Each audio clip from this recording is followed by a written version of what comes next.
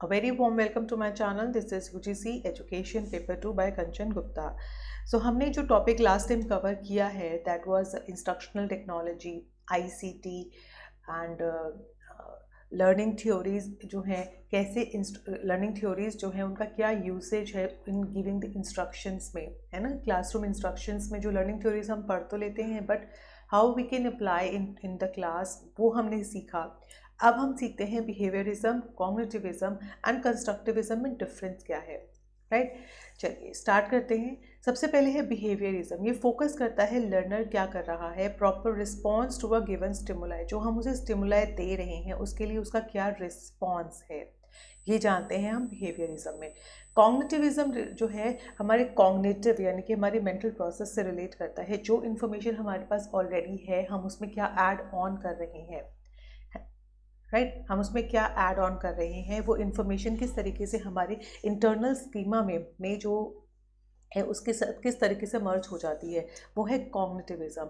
जैसे अगर हम कहें प्रोसेसिंग ऑफ इंफॉर्मेशन, कि हाउ लर्नर ऑर्गेनाइज करता है न्यू इन्फॉर्मेशन को with in pre existing schema. Pre existing schema वो इन्फॉर्मेशन, वो नॉलेज होती है जो ऑलरेडी आपके माइंड में, आपकी जहन में होती है। कंस्ट्रक्टिविज्म, कंस्ट्रक्टिंग समथिंग मतलब न्यू, बिल्ड समथिंग न्यू, कि how learner interpret the new information को इंटरप्रेट करता है एंड अप्लाई करता है रियलिटी में। यानी कि ये कॉन्स्टेंटली ये प्रोसेस चलता रहता है एंड दिस इज़ कम्प्लीटली जो है आप नई स्किल्स को, न्यू स्किल्स को लर्न करने के लिए ये अप्रोच यूज़ करते हैं। नाउ लर्नर क्या करता है, इसमें रिएक्टिव होता है, मतलब उसने जो चीज़ एनवायरनमेंट में ऑब्जर्व की है उसको रिएक्ट कर रहा है। अपने ऑब्जर्व जो अपने बिहेवियर को रिएक्ट कर रहा है, अपने बिहेवियर को जो है चेंज कर रहा है, तो उसको लर्नर क्या होता है, रिएक्टिव होता है। Learner is proactive. क्या होता है learner, proactive. Yes, proactive means rather कहते हैं ना, प्रोएक्टिव का मतलब होता है जैसे क्रिएटिंग अ सिचुएशन। आप कोई सिचुएशन क्रिएट कर रहे हो rather just responding to it, मतलब आप सिचुएशन को कंट्रोल कर रहे हो, कंट्रोल या उस सिचुएशन के लिए आप क्रिएट कर रहे हो, कंट्रोल कर रहे हो या उस सिचुएशन को क्रिएट कर रहे हो।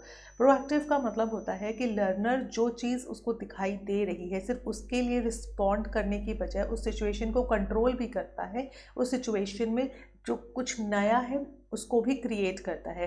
और इसमें जो है लर्नर सिर्फ एक रिएक्टर का काम करता है, एक रिएक्ट करता है, नथिंग प्रोएक्टिव। प्रोएक्टिव का मतलब होता है इसमें जो लर्नर है वो एक्टिव रहता है rather than just responding to it after it has happened. That means वो सिचुएशन होने के बाद ऐसा नहीं है ही जस्ट रिस्पॉन्डिंग इट, उसको कंट्रोल और क्रिएट भी करता है। Similar in the constructivism, because जो लर्नर है वो क्रिएट करता है समथिंग न्यू। आइए बिहेवियरिज्म पे टाइप्स ऑफ लर्निंग, जैसे basic definition and explanation of the generalization करना, रिकॉल करना किसी कॉन्सेप्ट को। जैसे प्री टेस्ट से पहले आप लर्न करते हैं, रिकॉल करते हैं। जब हम टेस्ट होता है उससे पहले हम क्या करते हैं, उसको याद करके रिवाइज करते हैं, रिकॉल करते हैं, रिवाइज करते हैं। कॉम्प्रिहेंशन चेक करना, facilitate the learning through assessment that allow practice and repetition. Repetition is a की वर्ड, कि जिस कॉन्सेप्ट को करने के लिए हमें रोट मेमोराइजेशन करते हैं, रिपीटिशन अलाउड होता है। चाहे वो टेबल्स होती हैं, मैथ्स में टेबल्स होती हैं ना, उनको क्या है, उनके लिए हम रिएक्टिव होते हैं कि हमें वो टेबल्स में हम कुछ ऐड ऑन नहीं कर रहे हैं, वो जैसा है हम उसको वैसे ही लर्न कर रहे हैं। तो टेबल्स हैं, रिपीटिशन है, उसमें जब तक आप उसको प्रैक्टिस में नहीं लाएंगे तब तक वो आपको याद नहीं होगी। तो ये एक बिहेवियर है जिसके लिए एक लर्नर सिर्फ एक रिएक्टिव काम करता है, nothing add on, right. Constructivism is constructing something new, जहाँ पे हायर लेवल रीजनिंग की ज़रूरत पड़ती है to create something new. Information processing होता है, एम्फेसिस होता है मेमोरी पे, उसकी ऑर्गेनाइजेशन पे। एग्जांपल लेते हैं जैसे करेक्टिव फीडबैक। करेक्टिव फीडबैक होता है जैसे एक परफॉर्मा था, एक रिसर्च प्रपोजल है, एक रिसर्च प्रपोजल है जिसके लिए वो एक क्या कर रहा है, उसके लिए फीडबैक भर रहा है। तो he is creating something new ना, जो उसने देखा उसके लिए अपने विचार लिख रहा है, तो ही इज़ क्रिएटिंग और add on something learning strategies. और वो फीडबैक किस लिए देता है, आप अगर सोचेंगे फीडबैक आप क्यों देते हैं, आपके पास प्रायर कुछ नॉलेज है उस चीज़ के बारे में, तभी आप उसके बारे में फीडबैक दे रहे हैं। और क्योंकि आप कंपेयर करके फीडबैक देते हैं कि नहीं भाई और हो, जैसे अगर आप होटल में जाते हैं, आप लंच करते हैं, वहाँ पे आपको एक फीडबैक दिया जाता है, आप फीडबैक का फॉर्म भरते हैं, किस बेसिस पे भरते हैं कि आपने पहले भी कभी होटल में गए हैं, वहाँ का एक्सपीरियंस ज़्यादा अच्छा था, इससे बेहतर था, तो वो कंपेयर करते हैं, यानी कि आपके पास पहले से एक प्रायर नॉलेज है जिसके कंपेरिजन में आप जो है फीडबैक करते हैं, मेटाफोर क्रिएट करते हैं या कॉन्सेप्ट की मैपिंग करते हैं कि आप किसी कॉन्सेप्ट को बनाते हैं तो you are creating the new, remove करते हैं इररेलेवेंट इन्फॉर्मेशन को। These are the example of cognitivism जहाँ पर आपके मेंटल प्रोसेस की ज़रूरत होती है। इन्हें कंस्ट्रक्टिविज्म जहाँ पे हम नई स्किल्स को लर्न करते हैं, नए मेथड्स को लर्न करते हैं, यहाँ पर भी हायर ऑर्डर जो है हायर लेवल प्रॉब्लम सॉल्विंग होती है, इवन यहाँ पे क्रिटिकल एनालिसिस होता है रियल वर्ल्ड सिनेरियो में। जैसे अगर हम कहें अप्रेंटाइसशिप्स है, क्लिनिक्स होते हैं जहाँ कोलैबोरेटिव लर्निंग होती है, encourage application of new knowledge in a variety of context में एंड पर्सपेक्टिव्स में। अगर हम और बात करते हैं तो देख लीजिए, बिहेवियरिज्म कहता है learning is acquired when change is observable. Observable एक की वर्ड है यहाँ पे, आप जब भी बिहेवियरिज्म पढ़ेंगे आप ऑब्जर्वेबल बिहेवियर ज़रूर पढ़ेंगे। कॉग्निटिविज्म में है when memory recall can be made by internal mental processes, मतलब आपके पास ऑलरेडी इन्फॉर्मेशन, एक प्रायर इन्फॉर्मेशन होती है and you just recall it according to your knowledge. Constructivism add on something new, आप हमेशा इसमें एक न्यू वर्ड पढ़ेंगे क्योंकि कंस्ट्रक्ट मतलब आप एक नई भाषा क्रिएट कर रहे हैं, आप भाषा नहीं मतलब एक नई, कहते हैं ना, एक अपने शब्दों में या अपनी नॉलेज में एक कुछ नया क्रिएट कर रहे हैं, ठीक है। कनेक्शन करना, व्हेन लर्नर कनेक्ट करता है मल्टीपल नोड्स को of network, multiple nodes of network को क्रूशल नॉलेज एक्विजिशन के लिए, नॉलेज के लिए आप एक चीज़ को दूसरी चीज़ से कनेक्ट करते हैं। जैसे अगर मैंने आपको पहले भी एक एग्जांपल दिया था कि मुझे सिर्फ इतना पता है कि एक सूंड होती है, 4 पैर होते हैं, वो हाथी होता है, मेरे पास ये नॉलेज है। मैंने इसी के कनेक्शन में जब मैंने घोड़ा देखा तो मैंने उसी को कनेक्ट करके देखा कि ये वो नहीं है जो मुझे पता है। तो कनेक्शन का मतलब होता है we have a multiple nodes of network जो मुझे हेल्प करता है नॉलेज की एक्विजिशन में।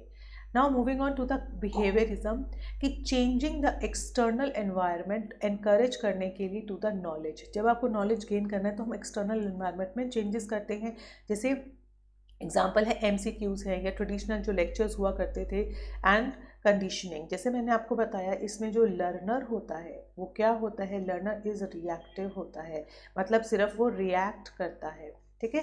एग्जाम्पल है ले out information on the human respiratory system. जैसे रेस्पिरेटरी जो सिस्टम है, जैसे यहाँ लंग्स होते हैं, उसके बाद बॉडी स्ट्रक्चर होता है, वो एज अ टीज है, you are not creating something new, तो जो है उसी को आप सीख रहे हो। Give students time to memorize the information, memorization होता है इसमें, and quiz and grade students at the end of the lesson, और आप एट द एंड उनका क्या करते हैं, इवेल्युएशन करते हैं। On the other hand cognitive में जैसे मैंने कहा रिकॉल करना किसी चीज़ को, changing the external environment to encourage the complex cognitive thoughts को आप चेंजेस करते हैं ताकि और इम्प्रूवमेंट आए, चाहे वो ग्राफिक ऑर्गेनाइजर्स होते हैं, एस्से को एसेस करना या रोट मेमोराइजेशन। एग्जाम्पल लेते हैं जैसे लेआउट इंफॉर्मेशन जो है ऑन द ह्यूमन रेस्पिरेटरी है, जैसे आपको एक लेआउट तैयार करना है, अब उसमें आप नया क्या कर सकते हो, have students create a mind map. अब एक माइंड मैप बनाएगा कि how each processes contribute to the respiration, मतलब you are creating something new, that is a very important concept कि आप क्या कर रहे हो। जैसे यहाँ तो सिर्फ क्या था, मेमोराइज कर रहे हो, जैसा है उसी को मेमोराइज कर रहे हो। In the other hand student create a mind map on how this process contribute in the respiratory. अब एक पार्ट के ऊपर आप ये रिसर्च कर रहे हो कि सारे पार्ट्स जो है बॉडी के वो किस तरीके से आपके रेस्पिरेटरी सिस्टम को हेल्प करते हैं, एंड स्टूडेंट्स रिकॉल करते हैं ह्यूमन रेस्पिरेटरी प्रोसेसेस को। तो these are the cognitive and these are the and relevant होता है for the mind mapping, mind mapping, ठीक है। नाउ कंस्ट्रक्टिविज्म कि चेंज करते हैं हम एक्सटर्नल एनवायरनमेंट में to encourage the self reflection. किस लिए हेल्प करते हैं ये, सेल्फ रिफ्लेक्शन में, कि आप खुद को निखारें, खुद की स्किल्स को निखारें, एंड गाइड करते हैं सोशल लर्निंग एटमॉस्फेयर को।